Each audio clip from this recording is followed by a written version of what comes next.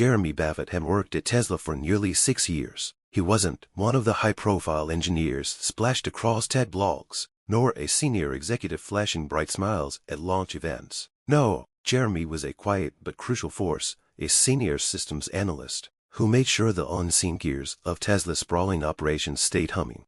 It was late one Friday night when it happened. Jeremy had stayed back to troubleshoot a mysterious glitch in the Model S firmware, a ghost error that stubbornly refused to be replicated during the day. The offices were deserted, the overhead lights buzzing with an eerie hum. As he took a break, sipping bitter black coffee from a chip mug, Jeremy noticed something strange through the vast glass walls of the executive floor. There, in the reflection, he saw two figures: Director Marcus Veyron, Tesla's charismatic and cunning director of global strategy, and Sophia Altman, the stunning wife of Jonathan Altman, the secretive billionaire who now owned 51% of Tesla. They were locked in a passionate embrace, not a casual one, a desperate, dangerous one. Jeremy frowned. He blinked, hoping he was mistaken, but when he turned slightly and caught their reflection again, there was no doubt. He wasn't supposed to be here. They weren't supposed to be here. In and out, he knew something shouldn't. As Jeremy quietly backed away, heart pounding, he thought, maybe they didn't see me, maybe I can forget this ever happened. But as he turned to leave, a shadow loomed behind him. It was Marcus.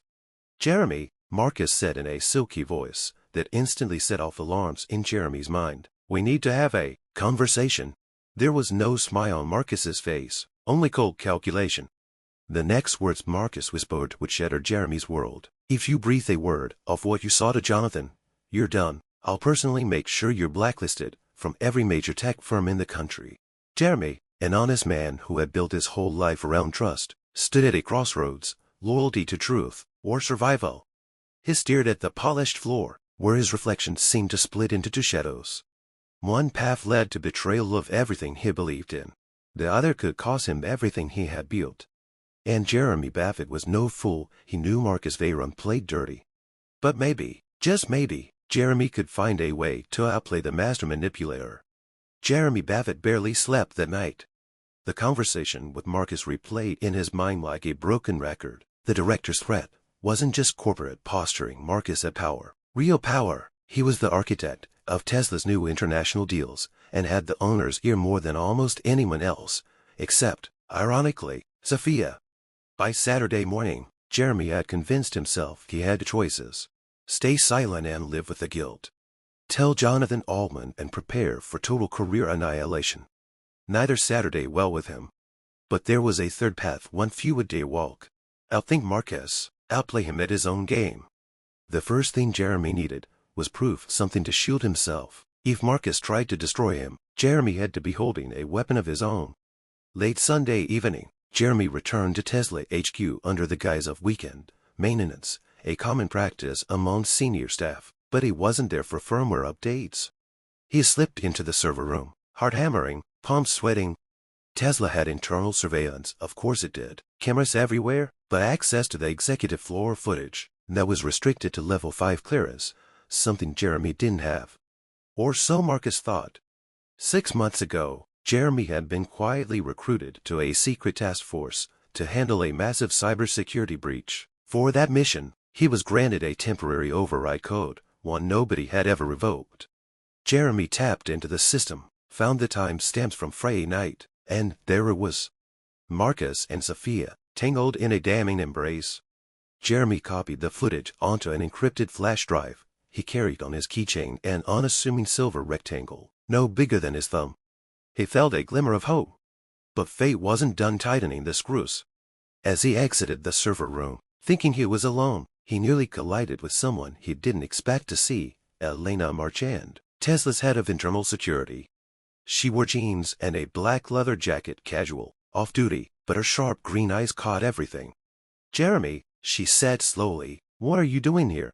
Jeremy's mind raced. One wrong move, one wrong word, and internal security would start asking questions. He couldn't afford that, not now. I'm troubleshooting a server lag issue flagged Friday, he said smoothly, forcing a grin. You know how glitchy it gets after a system push. Elena studied him, long enough to make him sweat. Then she smiled faintly. Carry on, she said, stepping aside. But as she walked away, Jeremy caught her glance back at him, a look full of suspicion. Jeremy shoved the flash drive deeper into his pocket and hurried toward the parking garage. He thought he was free. He didn't see the tiny red LED light blinking above the server room door, recording every move he had made. And he had no idea that someone else, someone far more dangerous than Marcus Veyron, had also seen the footage. Someone who had their own plans for Jeremy Baffet. Jeremy barely made it home without feeling like he was being followed. He pulled into his driveway, shut off the car, and just sat there for a minute in the dark, gripping the steering wheel until his knuckles turned white. He thought about the flash drive in his pocket. It felt heavier than though, like it contained his entire future. Because in a way, it did. Before he could even get out of the car, his phone buzzed. Unknown number. Jeremy hesitated, then answered, "Hello." There was a slight crackle on the other end, then a voice, low and hurried. "You don't know me, but I know what you took tonight." Jeremy's blood frowned. The voice continued, calm but sharp as a scalpel. "Meet me at the East Lot, 20 minutes. Come alone, and bring the drive." The call ended. No name, no explanation. Every instinct screamed at Jeremy to stay home, to pretend he never heard it, but he knew better. In Tesla, secrets didn't stay secrets for long, and being passive got you crushed. Against every shred of common sense, Jeremy slid the flash drive into his jacket pocket, grabbed his old baseball cap from the back seat, and headed toward the East Lot, an abandoned parking structure about 2 miles from Tesla HQ, used during overflow events. It was empty tonight, deserted. The wind whistled through broken concrete pillars, carrying the smell of rain. Jeremy's footsteps echoed as he walked to the center of the lot. "Over here," said a voice from the shadows. He turned and couldn't believe who stepped forward into the flickering light. Elena Marchand, the head of internal security, the same woman who caught him earlier. Jeremy tensed, ready to run. But Elena held up her hands in a peaceful gesture. "Relax, Baffet. I'm not here to arrest you." "Then what do you want?" Jeremy demanded. "I want to help you," she said.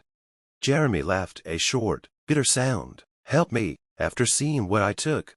Elena's face darkened. "You think Marcus Veyron doesn't have enemies inside Tesla? You're not the only one he squeezed, the only one he's trapped." Jeremy narrowed his eyes. "Why would you help me?" She stepped closer, her voice dropping to a whisper. "Because Marcus destroyed someone I loved." Jeremy stared at her, reading the raw anger in her face. She wasn't lying, not about that. Elena reached into her jacket and pulled out a small encrypted hard drive. She tossed it to him. "Inside is everything you'll need to take Marcus down. Financial records, hidden communications, proof he's been sabotaging Tesla's expansion deals to set up his own exit company." Jeremy caught the drive instinctively. It felt like holding a lit stick of dynamite. "You want me to go public with this?" he said. Elena shook her head. "No, you're going to bring it to Jonathan Altman himself, but not yet. Not until we're sure Marcus can't bury you first." Jeremy's mind whirled. Alliances were forming faster than he could process. Then Elena added, almost as an afterthought, "Oh, and you should know." She glanced over her shoulder into the darkness. "You're not the only one Marcus threatened tonight." A sleek black SUV suddenly pulled into the lot, its headlights off, silent, watching. Jeremy felt the first real spike of fear. They were already being hunted. And this time, escape wasn't going to be so easy. The SUV idled at the edge of the lot like a prowling beast, black and faceless. Jeremy instinctively stepped back, but Elena grabbed his arm. "Don't run," she hissed. "That's what they want. Act natural, slow." Jeremy fought every instinct screaming at him to bolt. Instead, he forced himself to walk casually, following Elena as she drifted toward the eastern stairwell. They disappeared into the concrete shadows, out of the SUV's line of sight. As they slipped down the first flight of stairs, Jeremy dared a glance back. The SUV's door cracked open. A man in a dark coat stepped out, speaking urgently into a handheld radio. Backup was coming. "Who are they?" Jeremy whispered as they hurried downward. "Private security," Elena muttered. "Not Tesla's. Marcus has his own team now, black budget operatives. He's been hiring off the books." Jeremy's mind raced. Marcus wasn't just playing office politics. He was running a covert war inside the company. They burst out of the stairwell into the alley behind the lot. Rain had started to fall, the pavement slick and gleaming under the sodium lights. "This way," Elena said, taking him toward a side street where a battered silver sedan waited. They dove inside. Elena slammed the car into gear and peeled away, just as the SUV's headlights flared behind them. Through the mirror, Jeremy saw two more SUVs joining the chase. 3 vehicles. "Tell me you have a plan," Jeremy said between gritted teeth. "I have something better," Elena said, grinning grimly. She punched a sequence into the car's dashboard. Suddenly, the sedan jerked as an aftermarket override activated, a scrambling system Jeremy recognized from military-grade demos. Within seconds, the SUV's GPS signals would be full of ghost digital echoes leading them in a downseen wrong directions. The first SUV roared past them, fooled. The second peeled off after an imaginary detour. The third hesitated, then vanished into the misty streets. Jeremy sagged in relief. For now, they were safe. But barely. As Elena drove them out of the industrial district, Jeremy's phone buzzed again. Another unknown number. He almost ignored it, but something gnawed at him. He picked up. There was no voice this time, just a short, electronic beep. And then a message appeared on his screen. "I know the truth. I can help you. Midnight, Tesla's old battery factory. Come along, J.A." Jeremy's heart skipped a beat. J.A. Jonathan Altman himself. He stared at the message, mind spinning. Was it real, or a trap? Beside him, Elena noticed his expression. "What is it?" Jeremy hesitated. He thought about the footage, about the flash drive, about the second drive Elena had given him. Layers within layers, lies wrapped in half-truths. If Jonathan really knew, everything could change. Or everything could end. Jeremy clenched his jaw and looked at the stormy night ahead. At midnight, the real game would begin. By the time Jeremy reached the old battery factory, the rain had turned into a full-blown storm. Lightning clawed across the sky as it slipped through a gap in the rusted fence. The building loomed ahead like a dying giant, windows smashed, steel beams exposed like broken ribs. Everything about this screamed trap. But it couldn't back out now. The message had been clear. Midnight, come along. Jeremy checked his watch. 11:58 p.m. He moved carefully, keeping low, weaving through the shadows. The factory smelled of damp concrete and machine oil, a ghost of Tesla's early days. He made his way toward the center of the main floor, where the first battery prototypes had once been assembled. Now it was nothing but a cavernous, empty void. A single flickering work light swung from the ceiling. Underneath it stood a man. Tall, sharp suit, silver hair catching the light. Jonathan Altman. Jeremy's pulse kicked into overdrive. Altman turned, his face unreadable. "You brought it."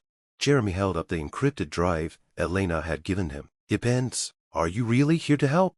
Altman smiled thinly. "I'm here to survive, Mr. Baffet, just like you." Before Jeremy could reply, another voice echoed through the factory. "You shouldn't have trusted her." Jeremy whirled around.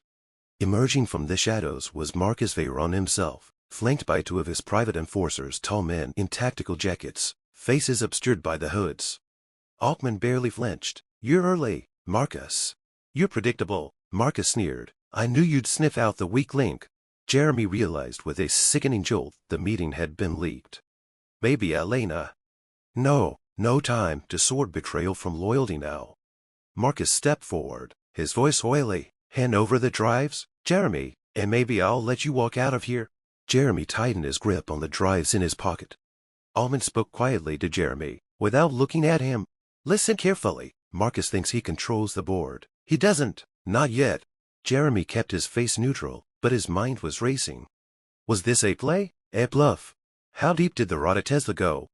Marcus gestured, and one of the guards pulled out a compact black device, a jammer.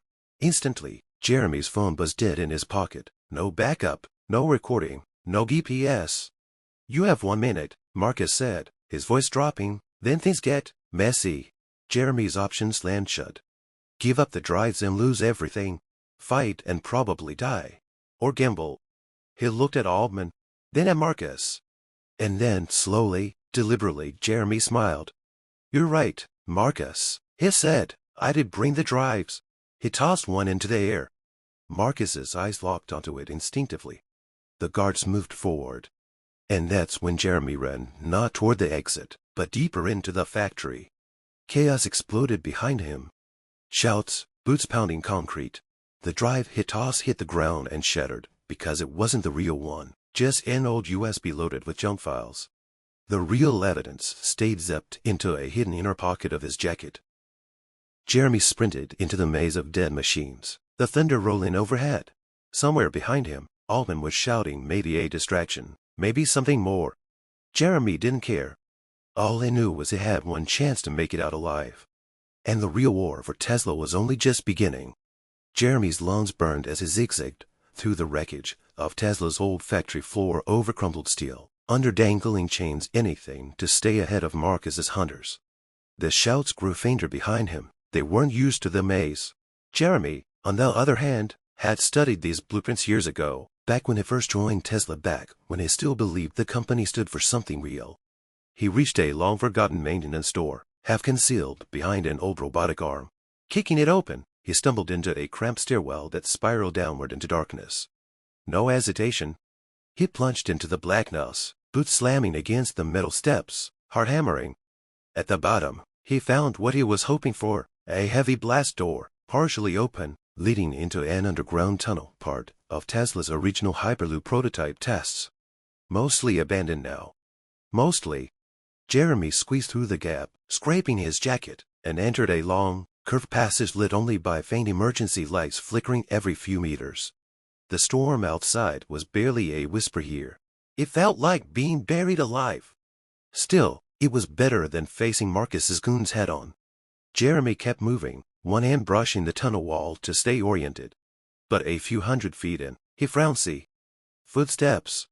Someone else was in the tunnel. He crouched low, straining his ears. 2 sets of steps, coming fast. Jeremy backed into a shallow alcove, heart pounding, trying to make himself invisible. The figures emerged into the dim light. And when Jeremy recognized the second person, his stomach dropped through the floor. Elena, walking side by side with one of Marcus's private guards. Laughing. Casual. Friendly. Not a hostage. Not a prisoner. An accomplice? Jeremy's mind reeled. Elena, the woman who had claimed to help him, who had sworn she wanted to expose Marcus, was working with him all along. The flash drive she'd given Jeremy, had it been planted with a tracker? Had she set him up from the beginning? 1,000 memories flooded him, the whispered warnings, the carefully timed rescues, the insistence on coming with him. It was all too perfect. Too planned. Jeremy gritted his teeth. He couldn't afford to confront her now, not trapped underground. Instead, he slipped deeper into the tunnel, moving silently. He needed a new plan. He needed a new ally. And most of all, he needed to figure out who, if anyone, he could still trust. Far behind him, Elena's voice floated down the tunnel, cold and sharp. Find him, tonight, insect. Jeremy clenched his fists. Tonight wouldn't end the way they expected. Not if he had anything to say about it. Jeremy moved fast, deeper into the tunnel's guts, letting instinct take over. Every step away from Elena felt like a small betrayal of himself, but not half as big as the betrayal she had just delivered. He needed leverage, information, something that would let him turn the game around before Marcus closed the trap for good. The tunnel veered left, then ended abruptly at a sealed door marked prototype storage, authorized personnel only. The keypad was dead, corroded with age, but Jeremy spotted a manual override, an ancient crank hidden under a rusted panel. Gritting his teeth, he forced it open. The door groaned, scraping along the floor like a dying animal, but no alarm sounded. Everything down here had been abandoned years ago. He slipped inside, closing the door behind him. The room was enormous, shelves upon shelves of crates, schematics, broken drones, unfinished inventions. Tesla's graveyard of abandoned dreams. Jeremy pulled out a small flashlight and scanned the room. That's when he saw it. In the center of the storage floor stood a large crate, marked with the Tesla T, but in an older style, one that hadn't been used publicly in over a decade. Underneath, stenciled in bold letters, Project Typhon, Proximity Defense Drone PDD Experimental, Decommissioned 2023. Jeremy's mind raced. Typhon was a project he'd heard whispered about in dark corners, an automated drone system capable of non-lethal incapacitation, tasers, net launchers, shock fields. The prototypes had been scrapped after a malfunction during a private demo, or so the company had claimed. If even one of these drones still worked, Jeremy dropped to his knees, pried open the crate. Inside, draped in a dusty tarp, was a sleek, black drone about the size of a motorcycle helmet. It looked like a cross between a quadcopter and a miniature tank. It was beautiful, deadly, perfect. Quickly, he skinned the casing for a manual activation switch and found it, hidden under a secondary panel. He flicked it. For a moment, nothing happened. Then, a low hum, lights flickering to life along the drone's frame. A soft female voice spoke from within the machine. Typhon prototype active, awaiting user authorization. Jeremy smiled grimly. He placed his hand on the biometric pad. For a second, he worried the system wouldn't recognize him, but Tesla's employee database had been massive, and he had once worked on drone integration for a short stint. The machine beeped in acknowledgement. Authorization accepted. Command mode, online. Footsteps echoed back in the tunnel, getting closer. Jeremy tucked the drone under one arm and sprinted for a side exit. Behind him, the door he had entered through shuddered, someone trying to force it open. They were coming. But this time, he wasn't defenseless. This time, he had Typhon. Jeremy sprinted down the service corridor, Typhon humming softly under his arm like a sleeping predator. The tunnel twisted and narrowed, the walls sweating condensation. The smell of rust thickened the air. Behind him, the door finally buckled with a screech of tearing metal. Voices shouted, heavy boots thundered against the concrete. They were closing in. Jeremy reached a fork, left deeper into Tesla's forgotten underground, right back toward a maintenance shaft that might lead him topside. He hesitated and chose left. Deeper was safer, for now. He ducked into the shadows behind a cluster of old piping and placed the Typhon drone carefully on the ground. Activate defensive pattern, Jeremy whispered, his voice tight. The drone came alive, rising silently into the air, its sleek body splitting open to reveal a nest of micro-turrets and net launchers. Red tracking beams flickered in the gloom. Seconds later, the first of Marcus's enforcers rounded the corner. Jeremy counted 3 men, heavy armor, shock batons, tranquilizer guns slung low. They didn't see him, not yet. Typhon struck first. With a sound like a wasp swarm, the drone shot a net at the lead guard, wrapping him in a cocoon of electrified mesh. The man went down hard, convulsing. The second guard raised his weapon too late. Typhon launched a pair of microdarts that crackled with electricity, sending the gunner sprawling, his body twitching violently. The third man turned to run, only for Typhon to zip forward and deliver a stunning shot blast directly to his back. He collapsed without a sound. Jeremy exhaled, heart hammering. 3 down. No shots fired. No alarms. He retrieved Typhon, giving the drone a quick pat. Good bro, he muttered. He started moving again, heading deeper into the tunnel system. But it didn't get far. As he rounded a rusted corner, he almost slammed headfirst into a figure waiting in the shadows. Jeremy frowned, fists raised, ready to fight. But then the figure stepped into the faint emergency lighting, and Jeremy's world tilted sideways. It was Nate! Nate Harrington, his old friend, his former mentor at Tesla, the man who had disappeared 2 years ago after supposedly resigning under mysterious circumstances. Nate looked older, rougher, a jagged scar cutting across his left eyebrow, stubble on his jaw, but there was no mistaking him. Nate, Jeremy breathed. Nate gave a grim smile. Been a while, kid. Looks like you finally found the rabbit hole. Jeremy stared, trying to process it. Nate, what the hell are you doing here? I thought, you dead. Yeah, so does Marcus. Let's keep it that way, Nate said, cutting him off. He jerked his head down the passageway. Come on, you want to survive tonight. You're gonna need more than that little toy. Jeremy hesitated. Trust was a dangerous thing now. But Nate had taught him almost everything he knew. And right now, Jeremy needed every ally he could get. He nodded, and together, they disappeared into the darkness. Jeremy followed Nate through the winding, crumbling tunnels, Typhon gliding silently behind them. The underground smelled like old oil and forgotten promises. Pipes lined the walls like arteries, some still dripping. After several minutes, Nate stopped before a steel door nearly swallowed by rust. Jeremy noticed an old Tesla logo, barely visible under layers of grime. A much earlier design from before the world saw Tesla as invincible. Nate knelt and entered a manual override sequence. 5 taps on a hidden panel, a twist of an old valve, and then a biometric scan. Jeremy's mind raced. Who the hell still knew these codes? The door groaned open, revealing a chamber bathed in low red light. And what Jeremy saw made his stomach twist into a knot. Banks of servers lined the walls, their fans still humming weakly despite the decay.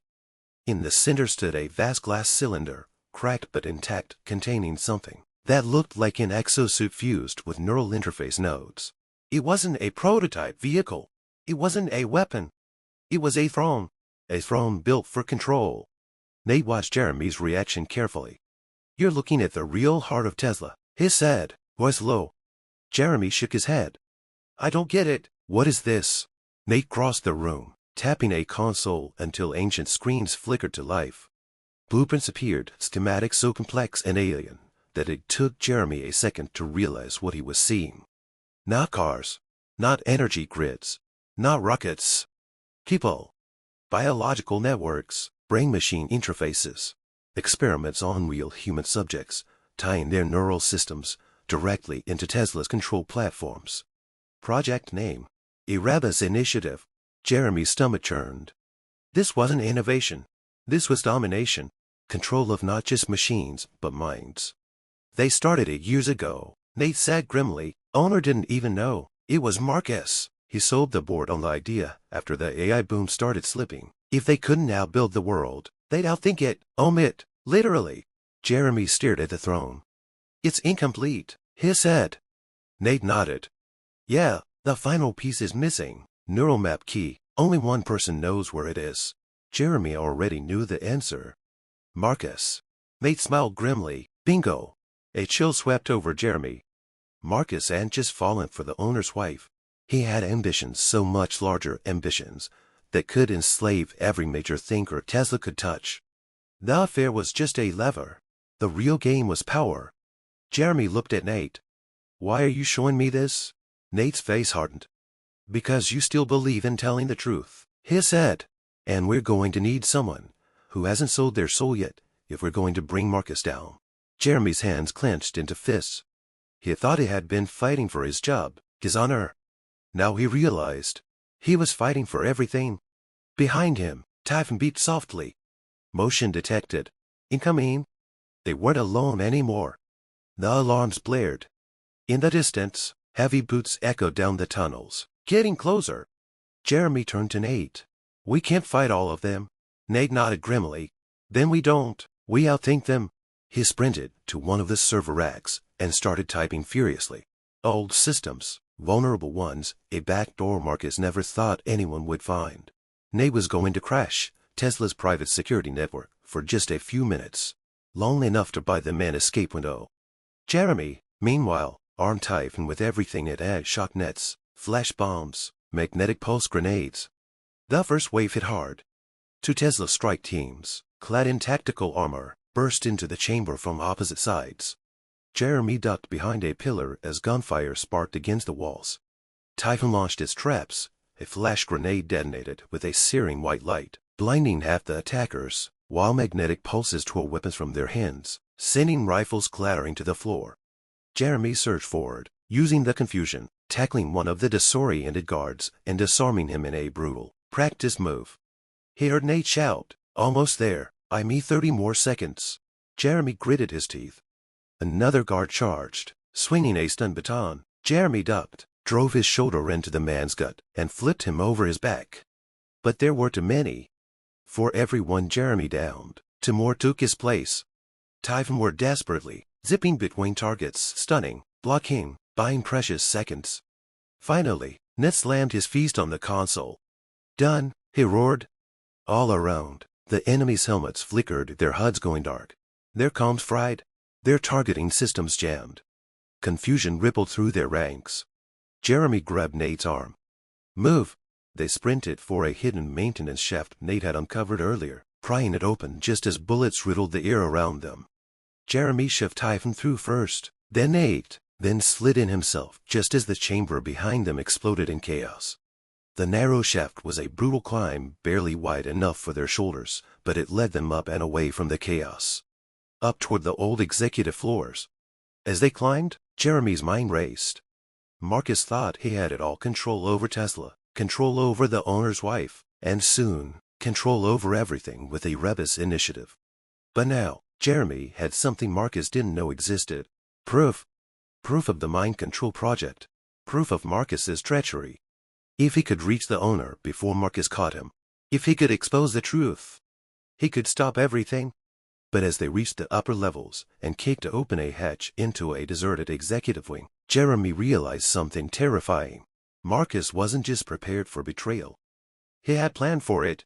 Standing in the middle of the corridor was a woman Jeremy never expected to see again, Samantha Cross. The owner's wife. The woman Marcus was in love with. And she wasn't alone.